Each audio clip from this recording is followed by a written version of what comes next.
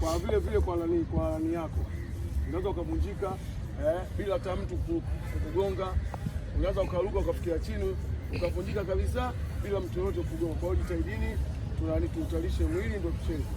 Lazima utalishe mwili ndio hapo ndio ucheze. Tusiingie moja kwa moja. Unaona? Desturi ya mpira utalishe mwili ndio uingie. Kwa hiyo tukifanya hivyo tutafanikiwa. Lakini tukija moja kwa moja ndio maana kuta mazoezi yanaanza kupooza. Sawa. Unaona mara nyingine mazoezi yanakuwa yanapooza sana kutokana kuna watu 10 wanakuwa kitimamu wa kimwili, watu 10 wanakuwa hapo kitimamu wa kimwili yake, mazoezi yanakuwa yanapooza. Lakini wote tukiwahi kufanya homa ndogo, lazima tutasema toka awali nimeongea. Sisi wazee mazoezi yetu kama watoto. Mazoezi na kufanya dakika 30, sisi wazee tunafanya dakika 7. Zoezi la kufanya dakika 30 tunafanya dakika 7, tuarudi kama watoto kwa sababu mwili wetu hatuwezi kufanya mazoezi mapema. Kwa hiyo tuje mazoezi mapema, alafu kuja kwa mapema kufanya mazoezi, kujoin na wenzako mazoezi mapema inajenga urafiki.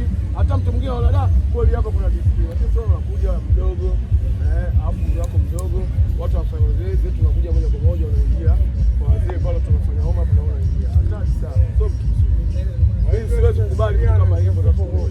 Lazima tuwe serious kufanya mazoezi, sisi wote ni kitu kimoja. Kuna mtu kama Kaisi, mtu kama Rubea anawahi mapema na kuja kufanya mazoezi. Eti mtoto anakaa kabisa eti mwili wako tena, yani unaona kabisa mimi siwezi kufanya kama anafanya Rubea. Una miaka karibia 20, mtoto ana miaka karibia 50 na something, lakini yeye anaonekana mwili wako uko tayari. Leo na kesho ukichukuliwa kwenda sehemu nyingine ukacheze mechi,